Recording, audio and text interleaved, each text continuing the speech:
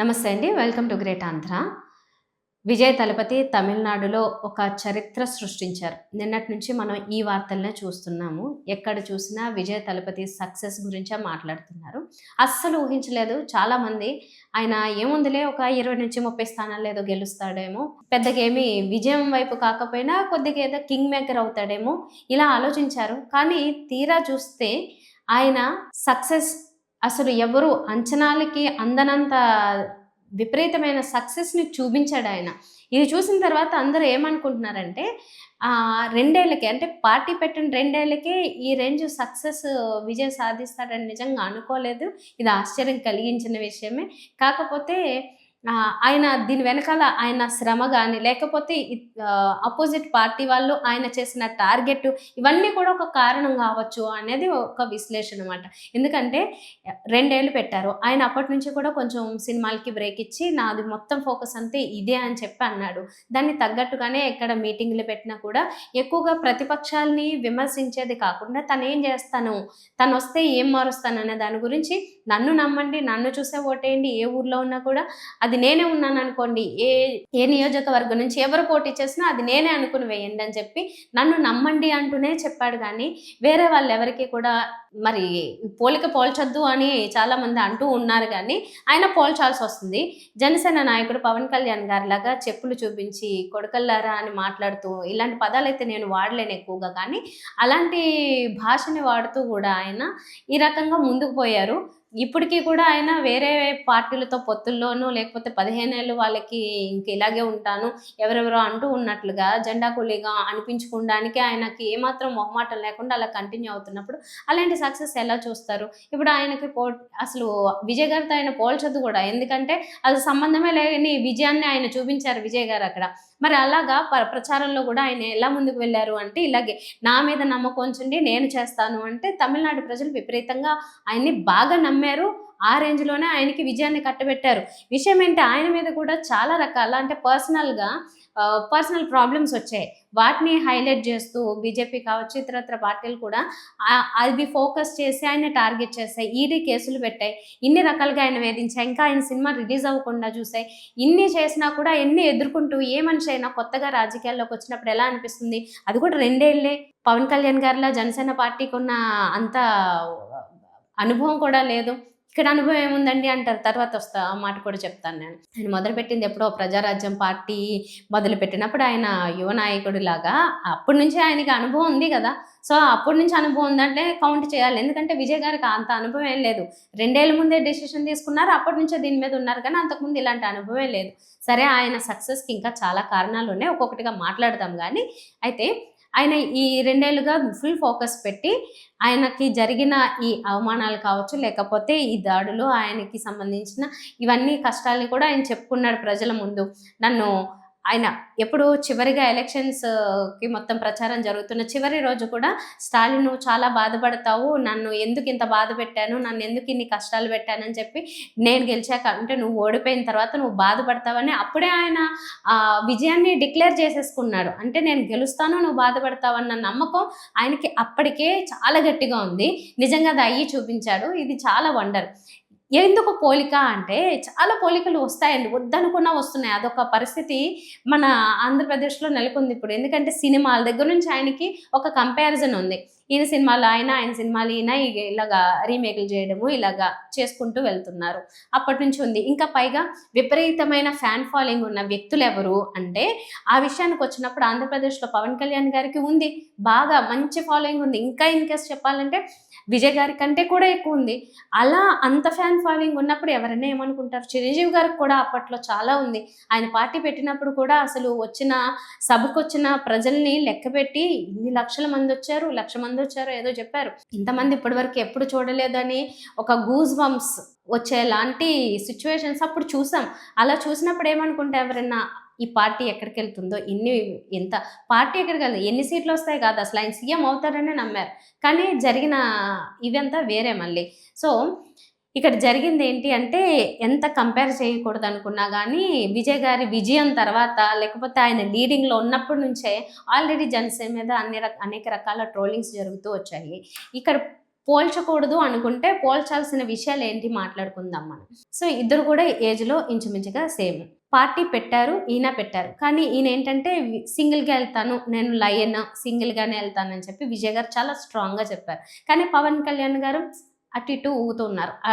కన్ఫర్మ్‌గా ఇలాగే ఉంటాను నేను నాది ఇదే, ఇలాగే వెళ్తాను, ఇలాగే ఉంటానని ఏం చెప్పలేదు. ఆయన రకరకాలుగా ఆయన ఫిలాసఫీలు మార్చుకుంటూ ఎళ్ళిపోయారు. అంటే ఇటువైపు ఈయన ఎంత స్ట్రాంగ్‌గా ఉన్నారు, ఈయన అంత స్ట్రాంగ్‌గా లేరు ఎందుకో ముందు నుంచి.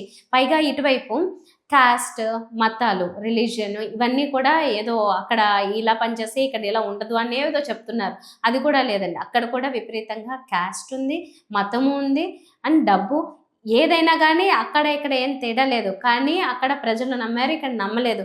ఎందుకు నమ్మలేదు అనుకుంటే అది పవన్ కళ్యాణ్ గారి చేతుల్లోనే ఉంది. ఆయనే ఒక దాని మీద స్థిరంగా లేరు. ఆ అనవసరమైన మాటలు, అనవసరమైన వాగ్దానాలు ఎవరు ఇచ్చారని ఈయన వాటిని ముందుకు తీసుకెళ్ళి మళ్ళీ చేయలేకపోయినా ఆయనేమి స్టాండ్ తీసుకోలేకపోవడం.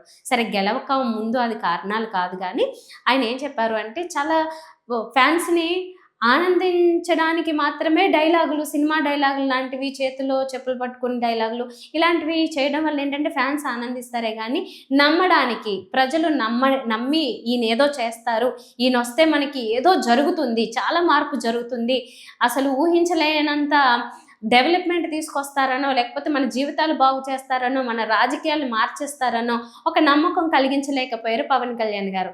అందుకే ఆ పరిస్థితి. పైగా ఇక్కడ 2 స్థానాలు, ఇక్కడ 2 స్థానాలు. విజయ్ గారు 2 స్థానాల్లో పోటీ చేశారు, 2 స్థానాల్లో గెలిచారు. పవన్ కళ్యాణ్ గారు 2 స్థానాల్లో పోటీ చేశారు, 2 చోట్ల ఓడిపోయారు. ఇది చాలా కంపారిజన్ చేయొద్దు అంటే నిజంగా ఆయనకి చేయొద్దు. ఇది ఆయనకి అవమానం గానీ మీకు కాదు అవమానం.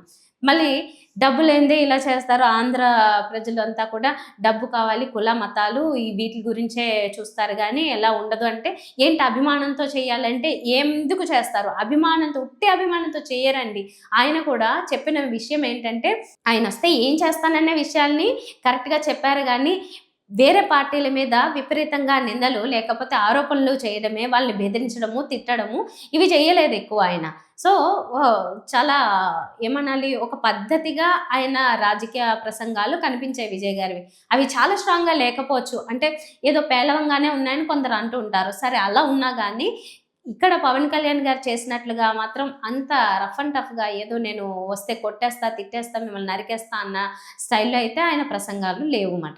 సో, 2 విధాలుగాను ఇలా కంపేర్ చేసుకుంటే గనక ఖచ్చితంగా జనసేన దీన్ని చూసి నేర్చుకోవాలి. మనం ఎందుకు ఇలా ఉన్నాము?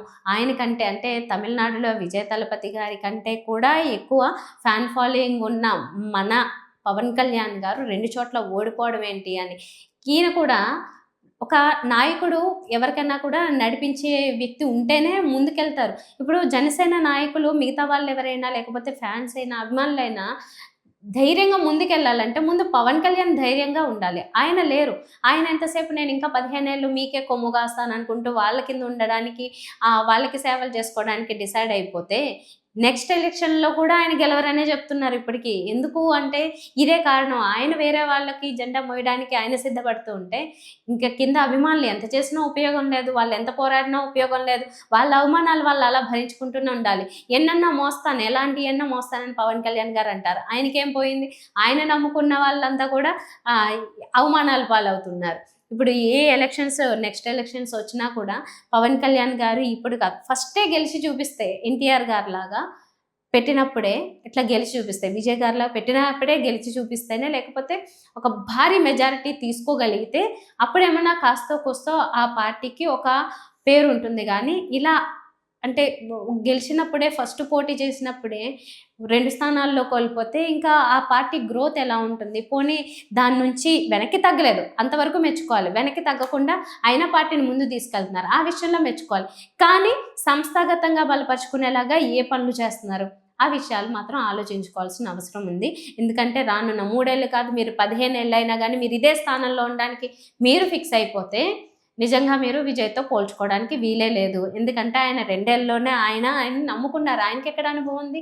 మీకున్నంత అనుభవం లేదని చెప్తున్నాంగా. ఎందుకంటే ఆయన 2 ఏళ్లే అయింది. కాకపోతే ఆయనకి ఫ్యాన్స్ ఆయన గురించి 2, 3 విషయాలు గొప్ప విషయాలు చెప్పి తీరాలి. అందరూ త్యాగాలు చేయాలని లేదండి. ఎందుకంటే ఎవరికి వాళ్ళు కష్టపడి సంపాదించుకున్న డబ్బు వాళ్ళ సొమ్ము, వాళ్ళ సొత్తు, వాళ్ళ ఇష్టం గానీ త్యాగాలు చేయాలి, దానాలు చేయాలని లేదు గానీ విజయ్ గారికి ఎక్కడో ఒక చారిటీ పనిచేస్తూ ఉంది. అది ఎప్పుడు 2012 నుంచో 14 నుంచో పనిచేస్తూ ఉంది. అది విపరీతంగా ఎక్కడ ఏం జరిగినా, కేరళలో ఫ్లడ్స్ వచ్చినా, ఇంకో చోట ఇంకోటి ఏదైనా జరిగినా, ఎక్కడ ఏ విపత్తులు జరిగినా అక్కడికెళ్ళి వాలంటరీగా వాళ్ళంతా కూడా ఆ సేవలు చేస్తూ ఉన్నారు. అలాగా విజయ్‌కి ఆ ఫ్యాన్స్ గ్రూప్ అంతా కూడా అప్పటి నుంచి ఒక కమిట్మెంట్‌తో పనిచేస్తూ ఉంది. ఎందుకు ఆయనకి రాజకీయాల్లోకి రావాలన్న థాట్ అప్పటి నుంచి ఉందో లేదో తెలీదు. కాకపోతే అప్పటి నుంచి అలాంటివి పనిచేస్తూ ఉన్నాయి. కానీ రాజకీయ పరంగా అంటే అలాంటి వచ్చే ఉద్దేశం ఉంది, నన్ను గెలిపించడానికి మీరంతా పనిచేయాలి లాంటివి ఆయన ఎప్పుడు ఫ్యాన్స్‌ని ఉద్దేశించి అలాంటివి ఏం చెప్పలేదు. కాకపోతే అప్పటి నుంచి వాలంటరీగా వాళ్ళందరూ కూడా ఆ వ్యవస్థ అంతా పనిచేస్తూ వెళ్తుంది ఎక్కడికక్కడ. కేరళలో ఫ్లడ్స్ లేకపోతే ఏదో వచ్చినప్పుడు ఆయన 14,00,00,000 ఇచ్చారంట లిటరల్లీ. ఇప్పటి వరకు ఎవ్వరూ అంత ఇచ్చింది లేదు. 14,00,00,000 విజయ్ త్యాగం చేశారు. అంటే వాళ్ళ కోసము అక్కడ పంచడానికి వాటిలకి వాడారు.